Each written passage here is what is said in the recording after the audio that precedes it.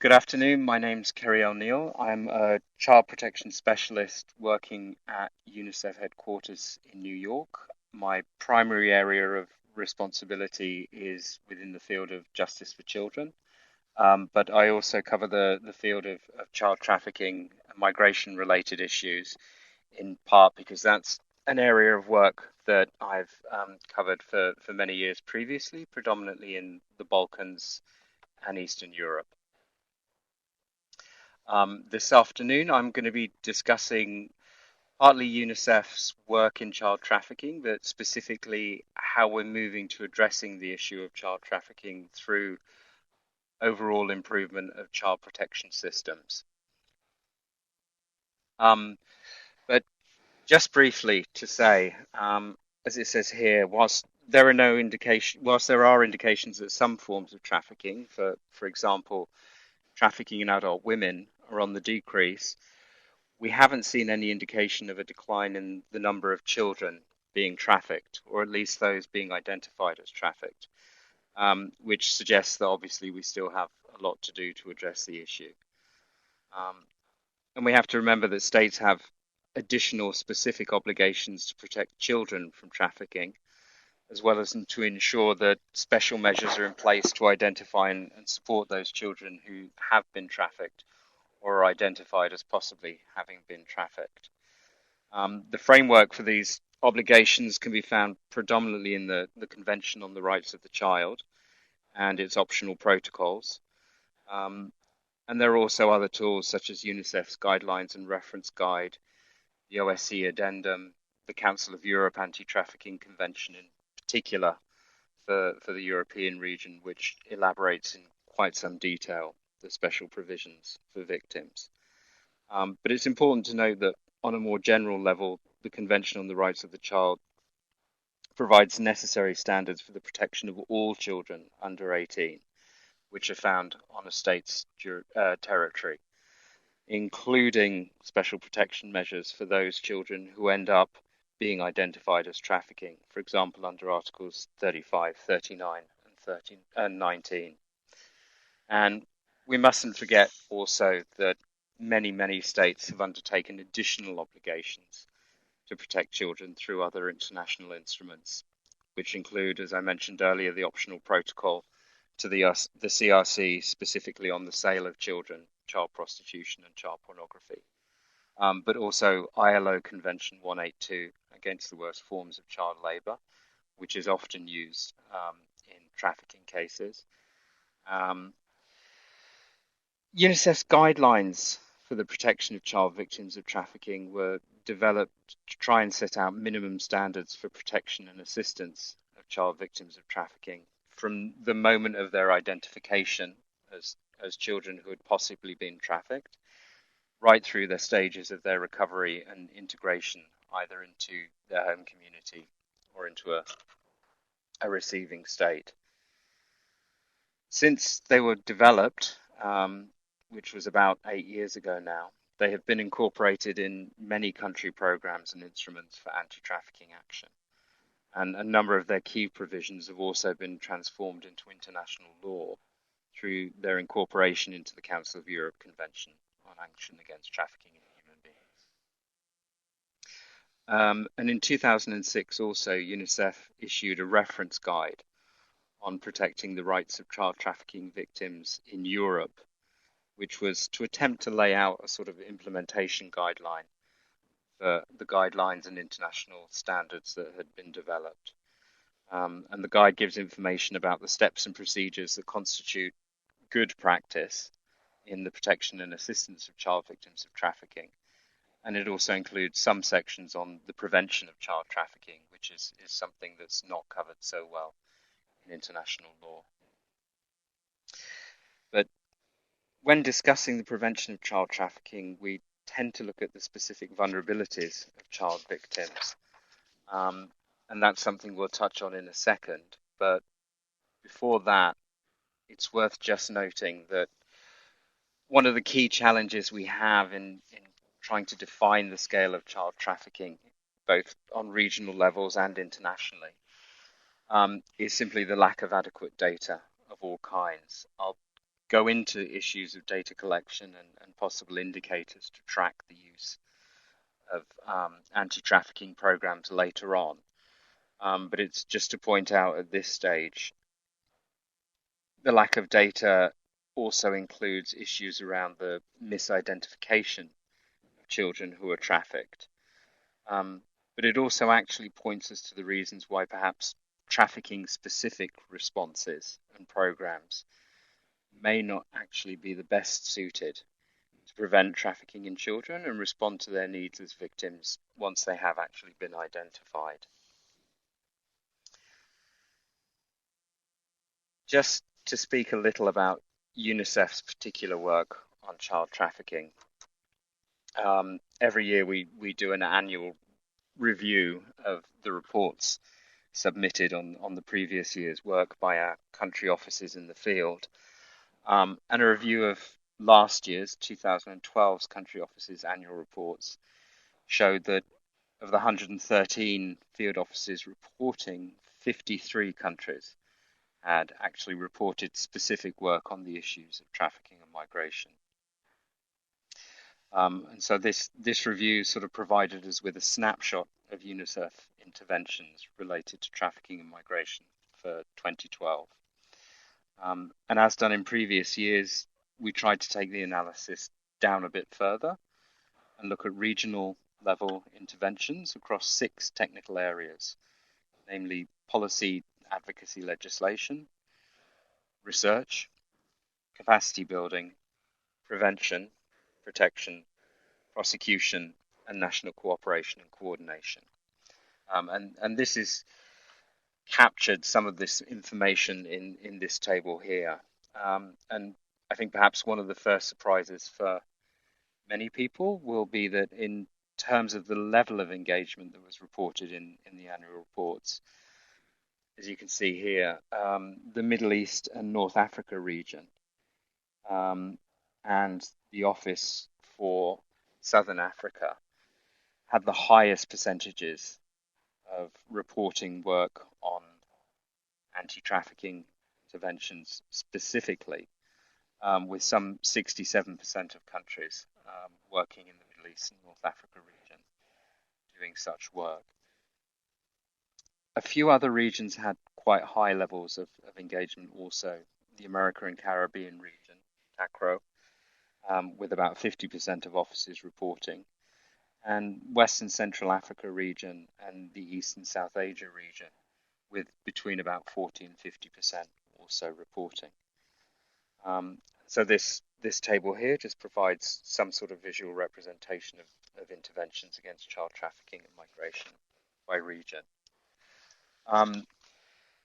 But as I said, these are offices that are reporting specifically on anti-trafficking work, whether that be in the form of assisting government with development of laws, providing support and capacity building to service providers. But in the same year, 2012, just over 120 countries, almost all of the programmatic countries of UNICEF, reported working with partners from government and civil society to increase the overall capacity of national child protection systems. And I think this reflects something of a shift in UNICEF programming away from an issues approach and towards supporting overall systems of protection and support for vulnerable children that can, of course, also include and reach child victims of trafficking, as opposed to just supporting standalone support services for trafficking victims, which is perhaps how UNICEF had worked previously.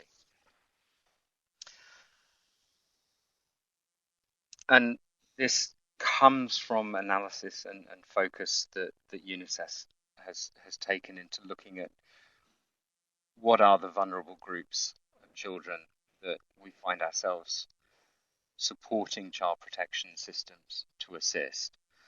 And as part of our efforts to better understand the vulnerabilities of children to trafficking, as well as to other forms of abuse and exploitation, and to try to analyse better the effectiveness of our efforts to help prevent trafficking, we've conducted quite a lot of research and analysis in all of the regions we work in. And the results finding which children are vulnerable to being trafficked, which ones are being identified as being trafficked the most often, are probably no surprise to any of you who work in the field of child protection. Children from dysfunctional families, where children perhaps are living with their parents, but for a number of reasons are not given the support or supervision that they need. And sometimes, often, of course, the family environment itself is directly harmful. Children who suffer abuse or violence at home are very likely to escape the place or situation where they feel themselves in danger, which can bring them into situations that make them vulnerable to child trafficking. And furthermore, when the abuse is in the home, it may lead them to depend on their peer group or place their trust in other adults rather than their family, who may in turn abuse or exploit them. We've found also that the child victims of trafficking have often been exposed to domestic violence and have previously been in contact with some branch of social services or law enforcement prior to their decision to leave home.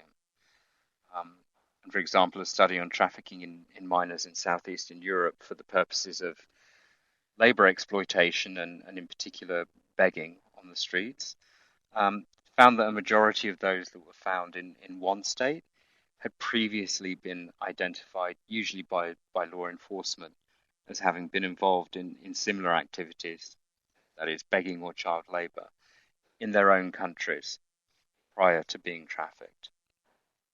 And interviews with child victims of trafficking often reveal that the child's left school before having completed their compulsory education, or in extreme cases, they've never actually attended school at all and have been in a family environment that has lived outside of the system, as it were. And this highlights that the school can act as one of the elements of a protective environment for the child.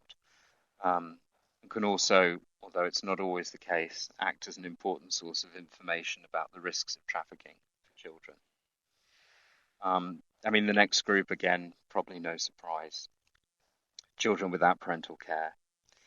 Obviously, children can find themselves outside of their family environment for a number of reasons, such as poverty, abuse in the family, death or sudden departure of a parent, or restructured families where the child doesn't have good relations with one of the new family members, in particular a step-parent.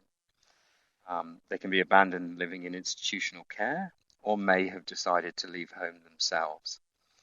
And this lack of a protective environment particularly leaves a child vulnerable to the risk of abuse or exploitation, including that which ends in trafficking. And for example, we saw that some 10% of children trafficked from the Republic of Moldova came from residential institutions or boarding schools. Unaccompanied minors also who are traveling outside of their own countries in either regular or irregular migration flows are particularly at risk of trafficking. And this is particularly the case where there's very weak protective measures or oversight over migration in the countries they're traveling to, from, and through. And then also, finally, children from poor or socially vulnerable groups. Several of our studies have found that in most regions, a disproportionate number of the children who are identified as being trafficked, either for labour or for other forms of exploitation and abuse, come from either minority groups or from groups that are socioeconomically below the poverty line. So all of these situations of vulnerability are combined with rapid changes in traditional family values, huge changes in migration patterns, not just those including children directly, but those of adults who are leaving their children behind in the country of origin. And the impact, of course, since 2008 of a prolonged economic crisis, creating social stress and an increase in the number of dysfunctional families. But then, sorry, I've gone too far ahead. What should be obvious is that these vulnerable children who are identified as being vulnerable to trafficking, and that are being identified as being trafficked, are not just vulnerable to trafficking, but to a whole range of other forms of abuse, exploitation, and neglect. So we've moved away from just targeting children, for example, to make them more aware of the risks of being trafficked, um, because that might not be all that effective if it's giving them more information but doesn't address the vulnerabilities in life situations that have rendered them at risk of potentially being trafficked in the first place. Or if it provides them with information that they're simply, because of their life situation, not in a position to act upon. For example, a child on the streets who's wary anyway of contact with law enforcement for fear of being arrested or returned to his or her country of origin is not going to be in much of a position to make sophisticated choices about the risks involved in an appealing new offer of work or some other means of transport that's going to take him out of his present situation. Um, and just as we've identified that the vulnerabilities and the categories of children who emerge as vulnerable tend to be the same across all forms of abuse and exploitation, I think it's worth pointing out as well that within the milieu of trafficking, um, although certain specific elements are required to meet the legal definition of trafficking as it's understood in international law and also in most national legislation, essentially at the root of the phenomena of trafficking and at the root of the crime are two common themes when we're discussing children: abuse and exploitation. And what we need to look at is the fact that the ability of national actors to respond to situations of abuse and exploitation in specific cases shouldn't depend on whether or not a child who finds him or herself in that situation of abuse or exploitation meets the legal definition of having been trafficked or not. What's key for the child protection response is the fact of abuse and exploitation, not the other elements of the crime that have led up to this. And so, in order to address this quite complex set of vulnerabilities and risks, obviously a comprehensive response is required that cuts across sectors and engages actors, both public and private, but within the framework of a unified system. And our work to sort of better understand children's vulnerabilities confirms that the prevention of trafficking can't be treated in isolation within that system. For example, interviews with children who've been found in trafficking shelters or who are in return processes show that pretty much all of them experienced deprivation or violence and abuse prior to being trafficked and wouldn't have fallen victim to trafficking if education and social services professionals and law enforcement officials within the framework of the overall protection system had been able to identify and recognize much earlier the signs of risk and respond in a timely and appropriate manner.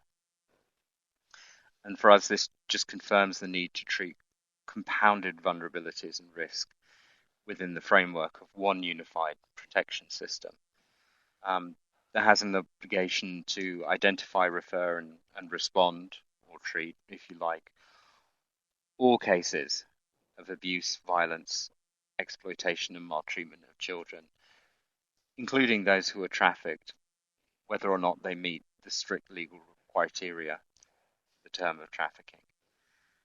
And this is a system in which all sectors and both private and public actors have a role to play.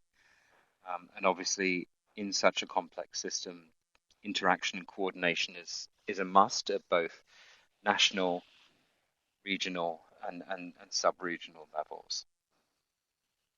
And we tend to speak about effective child protection systems being organized as a continuum or a flow of services. And the quite complicated model demonstrated here attempts to lay out and describe some of the mandates of the different sectors, both private and public service providers, to clarify who is supposed to do what and when it comes to prevention, early identification, assessment and registration of trafficking cases, early intervention and referral, and then trying to look at what are the different service options for children who are victims of any form of abuse and exploitation, including trafficking. And whilst it's generally the overall social welfare system that tends to have the main accountability for child protection, it can't deliver the results children need if health, education, and justice sectors, including law enforcement, are not also capable of carrying out their obligations to protect children. So each of the identified sectors here has a very specific set of obligations with regard to children within that framework of child protection. For example, the education system has an obligation to provide inclusive services with special provisions for socially and economically excluded groups of children. And those working in the education sector also have a reporting, identification, and referral obligation. That same obligation to identify, report, and refer suspected cases of abuse, violence, neglect apply to the health system. Obviously, the justice system. It has an obligation with regards to children who are coming into conflict or contact with the law. But it's also often the very first service provider to respond and follow up to suspected cases of abuse and exploitation, including those specifically within the context of trafficking. And as we said, the system is usually framed within the overall social welfare system of a country, which has a much broader obligation to provide assistance and services to children and families who are in vulnerable situations or approaching situations of vulnerability. Obviously, child protection systems can and do look very different from one country to another, depending on a range of factors. The budgetary resources available, the economic situation of the country and of the majority of the population, the capacity that has been developed within social work and other services.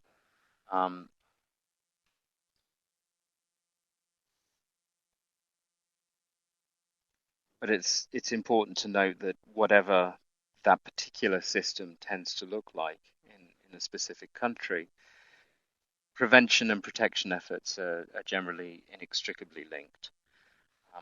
And the same system that has to take care of returned child victims of trafficking, make sure that they're safe, properly cared for, is the same system that should have and could have identified and protected vulnerable children at risk of being trafficked in the first place.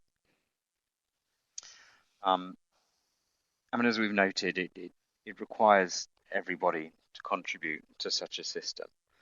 And it's clear from the previous illustration that no one organisation or actor can ensure the full range of services and responses that are required to fully protect and support children and families at risks.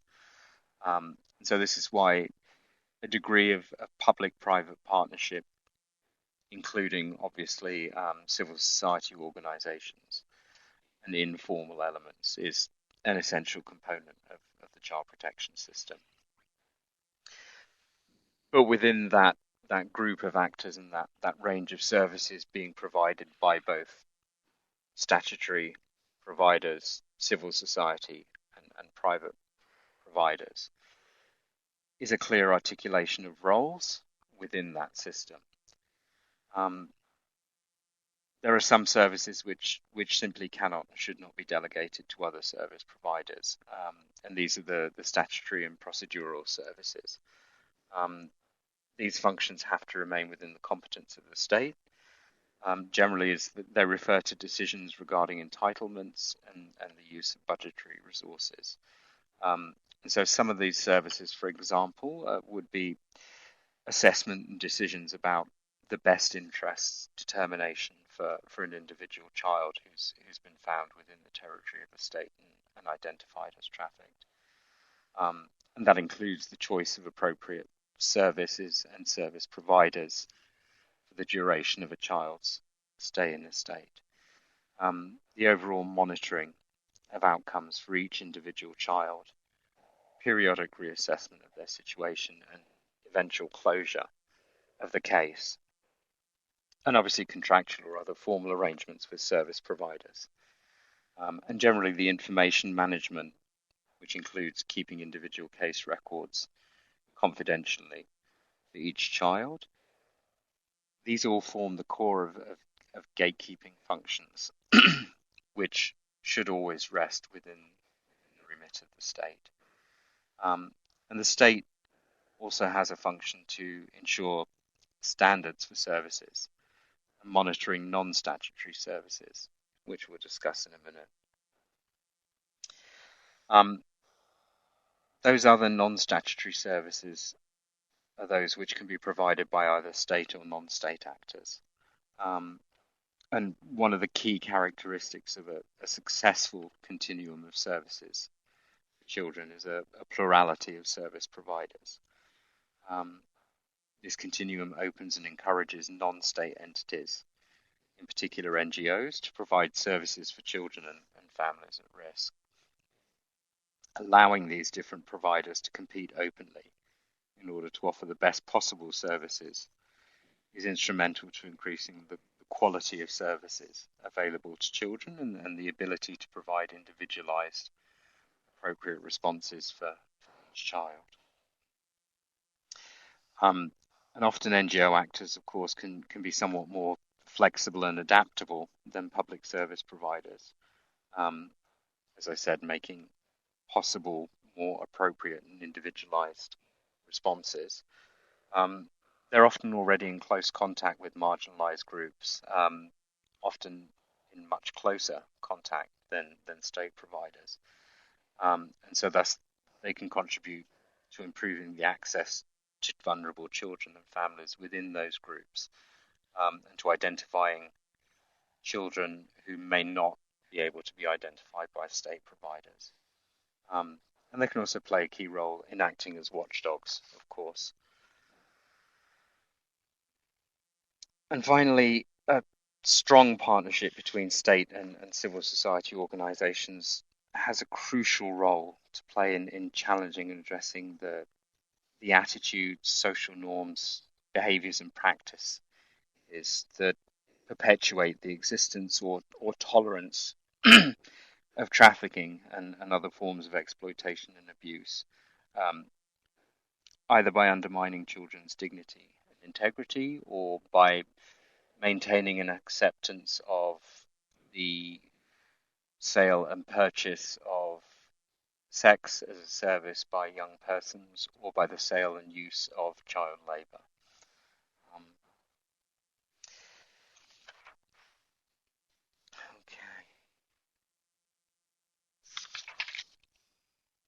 However, just to return briefly to the statutory functions of the state, we can't forget that each state and the government, through their obligations under the CRC, has specific responsibility for ensuring coordination of the different actors in the child protection system in order to meet their obligations to children as laid out within the CRC.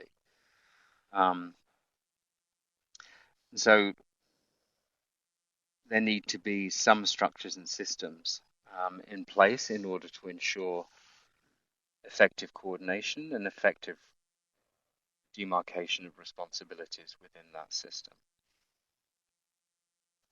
So if we're looking at sort of key elements of essential strategies for for the role of CSOs and NGOs as partners within the child protection system.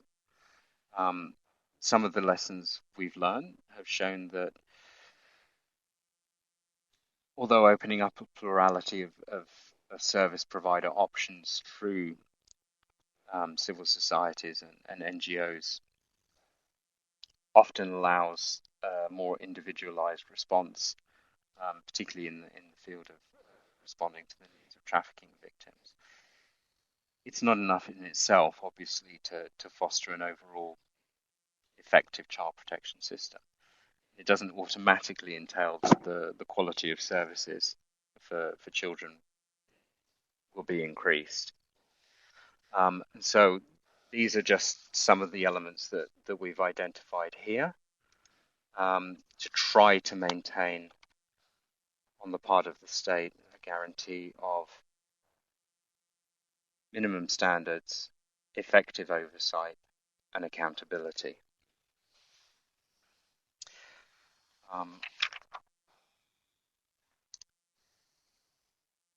Pulling it back a little bit as to where this places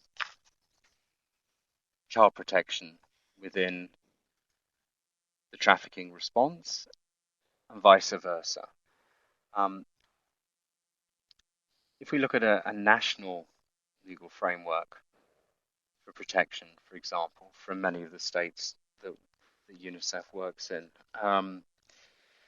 we find that despite the definitions on trafficking contained in the CRC protocol, in the Palermo Convention, the Council of Europe Convention, etc., the lack of a consistent legal definition of child trafficking shared by every country has been something of an obstacle to effectively addressing them. And not only does it pose challenges to us in international cooperation between countries, specifically when talking about the return of child victims, but it also has implications for the identification of those child victims. Children who are trafficked are not always recognized as such, and even when they're brought before the authorities, they can be misidentified. In many cases, they may be tried under other related legislation, such as laws on sexual exploitation and abuse, as migration and asylum cases, or their cases can be handled under regulations covering labour conditions. And so when trafficking cases aren't tried under the appropriate forms of legislation, they're not reflected in criminal statistics on trafficking.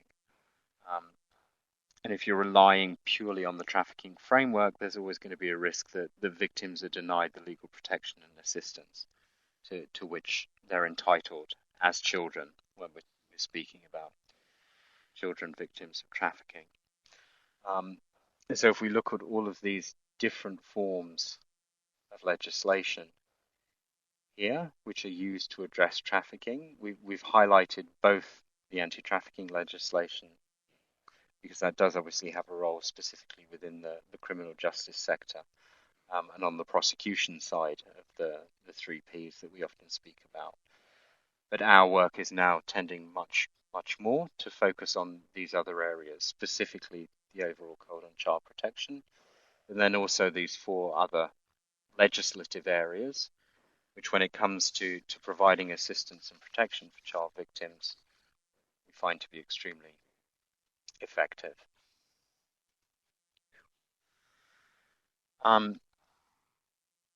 Just a few practice points and take homes from the overall systems approach. One is to note that obviously child protection systems are adaptive and dynamic. They're fluid and changing. It's something that requires consistent updating, consistent monitoring. Systems tend to change within and of themselves according to the services that are available and legislation that's being developed, and vice versa. So those are things that one needs to keep an eye on. And as I say here at the bottom, we tend to push a two-pronged approach. strengthening and supporting overall, pardon me, child protection systems. But then, of course, within that, the development of specific procedures for specific thematic areas or groups. And in particular, if we look at the example of trafficked children, obviously within an overall comprehensive child protection system, you still need to have specific protocols that will manage how children are returned, for example, to their country of origin, how those cases are investigated in a child-sensitive manner. We found that, perhaps unsurprisingly, that when working to support states on child protection systems, first of all, comprehensive mapping of the system is an absolutely essential starting point, but then this does need to be a continuous basis, that informal as well as formal actors need to be taken into account. This is often the case in countries where the state system is perhaps not as well resourced as it may be in other places. And always to remain cognizant of elements that are not traditionally seen as falling within the remit of the child protection system, such as the justice system or the health system, etc. They have to be included within an analysis of where and how they interact with the child protection system.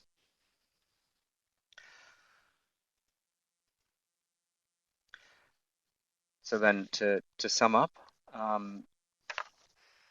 adapting a child protection system's focused approach to responding to the phenomena of trafficking and efforts for the provision of assistance to victims, it doesn't mean losing sight of trafficking, and it doesn't mean shifting the possibility of specialized responses for child victims of trafficking. It simply means grounding those responses in a national system of overall child protection that's generally going to be more sustainable, not dependent on donor funding, and is going to be able to respond to all victims of abuse and exploitation, including those who are trafficked, without them needing to fall into neatly defined circumstances and situations which qualify them as trafficked under either national or international law. I think that this is the main thrust now of the UNICEF approach towards responding systemically, is that we're not looking at which category a child falls into. We're simply looking at a system that can respond to their needs and provide the appropriate assistance as defined by those needs and circumstances at a particular time. I haven't put down my contact details on this presentation, but I believe they are on the overall website for these presentations. If you wish to contact me with any questions, either about UNICEF specifically in anti-trafficking or the child protection systems approach, please do. Thank you very much.